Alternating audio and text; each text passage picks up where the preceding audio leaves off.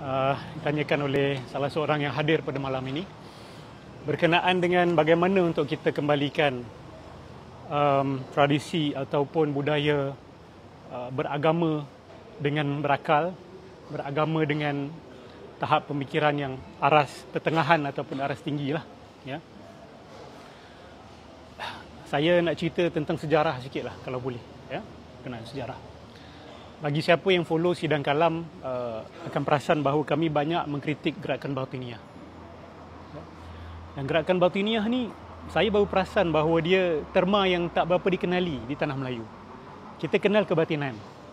Tetapi Batiniah tu orang ingat dia terjemahan kepada kebatinan. Rupanya Batiniah ni bila kita rujuk kepada Imam Ghazali, dia ada dua prinsip utama dia. Prinsip utama gerakan Batiniah ni adalah menghapuskan akal, menghancurkan akal dan berpegang teguh dengan imam yang maksum, dengan syekh yang maksum. Jadi ini yang ditawarkan oleh gerakan Batiniah ni.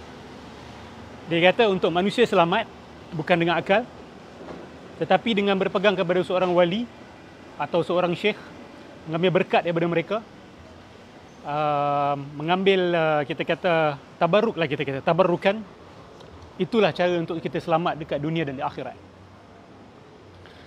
Dan aliran ini pada awalnya disebarkan melalui keganasan. Ini yang kita pelik. Ramai orang tak tahu benda ni. Dia disebarkan melalui pengganasan di zaman Imam Al-Ghazali. Sehingga mereka berjaya assassinate ataupun membunuh seorang khalifah kita pada waktu itu, Nizamul Mulk. Dan Nizamul Mulk ni dialah khalifah ataupun sultan yang bertanggungjawab memilih Imam Ghazali untuk menjadi Dean Universiti dia, Nizami. Jadi mereka sampai berjaya membunuh, menggunakan keganasan membunuh, sehingga memaksa Imam Al-Ghazali menulis kitab Fadailul Batiniah, tembelang golongan Batiniah, membongkar. Dan mereka duduk dekat kawasan Gunung Ganang, kawasan Gunung Ganang. Dan they are the forefathers of the Rosicrucian movement, yang menjadi forefathers kepada the Freemasonry movement.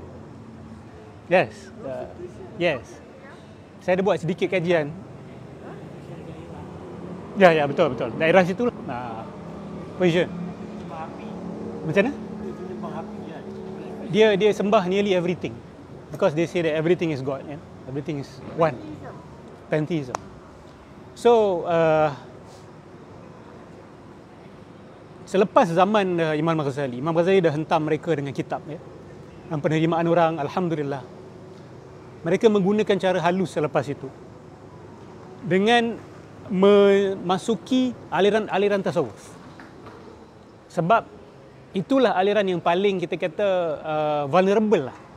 Kalau nak banding dengan aliran akidah, kalam the intellectual circles, scholastic, ya, scholasticism, memang payah sikit untuk diorang penetrate. So saya suspect mereka ambil jalan ataupun aliran yang paling mudah untuk mereka penetrate, iaitu aliran yang menekankan tentang hati, jiwa, tasawuf, ya, perjalanan menuju Tuhan, kasih sayang, akhlak, beauty, love. Betul? Because most people will be attracted to this path instead of the path of knowledge, instead of the path of thinking. Betul tak?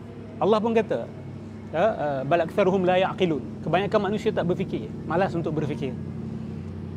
Kebanyakan manusia suka apa? Suka keindahan, suka kebaikan, suka kasih sayang, suka buat baik. That's fine. Loving these things are fine. So dia orang nampak ruang untuk masuk melalui jalan itu. Akhirnya mereka penetrate ke dalam tarikat-tarikat kesufian. Dan mereka disseminate mereka punya ideas, the Batiniah ideas, yang ibtalul akal, menghapus akal, menghancur akal, mengenepikan akal, menghina akal, dan berpegang teguh kepada syekh yang maksum untuk masuk syurga. Sebab tu sebahagian geng-geng tarikat, saya kata sebahagian, begitulah cara mereka beranggapan. Betul? Akal ni menghijab kita menuju Tuhan. Jangan fikir banyak sangat, nanti sesat. Ini bukan dalam tarikat je, ni di seluruh tanah Melayu kita dengar benda ni. Betul? Saya pergi Indonesia, saya tanya orang Indonesia benda sama. Pernah dengar tak? Pernah dengar, Pak. Saya pergi Singapura, benda sama. Di sini, benda sama. Hampir semua orang pernah dengar. Jangan fikir banyak sangat, nanti sesat dalam agama. Saya sangat runsing dan saya sangat pening mana datang idea ni. Quran tak ada, sunnah tak ada. Langsung tak ada benda ni. Diorang boleh accept. Dia datang daripada aliran ini dengan topeng kasih sayang, dengan topeng keindahan, dengan topeng kesucian hati. Awak kalau nak bersih hati, jangan guna akal sangat. Sebab akal ni dia selfish. Akal ni memikirkan tentang survival. Akal ni memikirkan tentang I mean that's what they claim lah kan, but that's not true kan. Maybe they are talking about the brain, maybe. Saya tak tahu kan. The brain concerns itself about survival kan, partly. Jadi melalui jalan itu mereka masuk, akhirnya tersebar, dan saya melihat inilah strand, inilah aliran yang kita kata dominan di tanah Melayu ni sebenarnya. Oh ya? Dominant. Dominant. That's why we don't hear people talking about religion while activating their higher level thinking. Tak ada. Jarang. Tak ada. Hanya dekat universiti je kot. Kalau dekat madrasah ke, dekat pondok ke. Saya tak nak katalah semua tempat langsung tidak ada. Saya tak layak berkata begitu sebab saya bukan pernah hadiri semua pondok, semua madrasah. Tetapi ini adalah sewi rambang saya. Dan pertanyaan saya kepada sahabat-sahabat yang pernah melalui sistem pondok, sistem madrasah, mereka akui. Yes. Mereka akui. Antaranya adalah criticism. Critical thinking tu ada frowned upon. Tidaklah dikira sebagai sesuatu yang baik, dibanggakan, tetapi dikira sebagai sesuatu yang menimbulkan masalah. Saya tak katalah critical thinking ni bagus dalam semua keadaan. Of course, you need to be critical in some areas, but kalau you critical about everything, you have to be critical of your own critical mind, and you have to be critical of your own critical mind of your own critical mind. So dia tak ada permulaan. You don't overstep lah. You don't overstep. We understand that. Cuma dia on the overstep di ada spektrum pula. Sampai hampir tidak ada. Hampir tidak ada discussion, perdebatan, muzakarah. So, coming back to your question, saya pergi jalan jauh tentang sejarah tu. Caranya adalah dengan merancangkan sesi dialog, perdebatan terbuka. Itu sahaja yang akan memaksa sebahagian pihak ni untuk keluar daripada gua-gua mereka dan untuk respon dan untuk engage. Sebab selagi kita tak lontarkan soalan, selagi kita tidak cabar pendirian mereka, selagi itu dia in the comfort zone. Dan yang akan kena cabar ni adalah asatizah sendiri. Dia tak boleh datang daripada golongan yang tidak dikira sebagai asatizah, sebab golongan ni dia kadang-kadang main bulu. Kan? Oh, you bukan ustaz, you tak faham. Ni bidang kami, tu bukan bidang you. Nampak?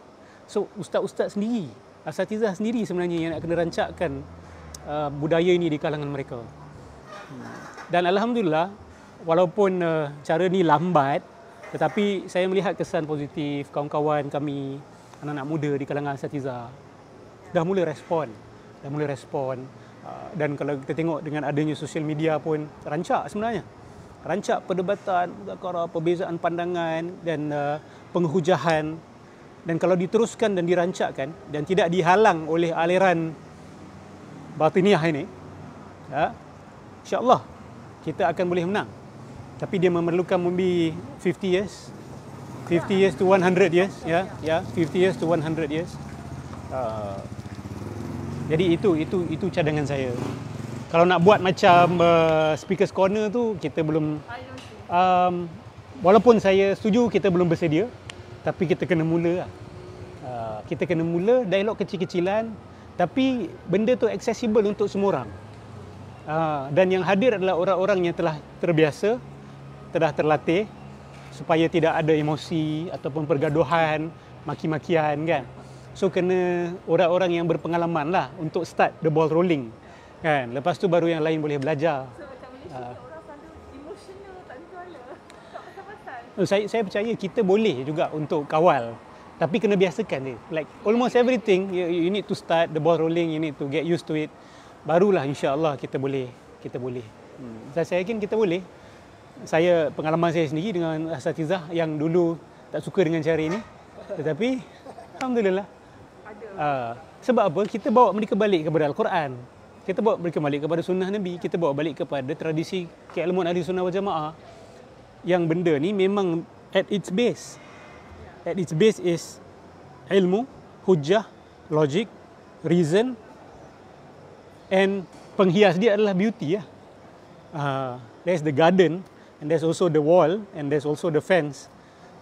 Kita kena ada sistem security yang mantap, dan security system tu adalah kita punya logical fence, kita punya ilmiah punya fence. Bila tak ditekankan benda ni, itulah kita jadi mangsa permainan. Bila masuk aliran New Age ni pun ramai orang kita masuk di dalamnya, kan. Dan sekarang ni saya tengok makin berkembang. It's just growing. New Age, the New Age movement.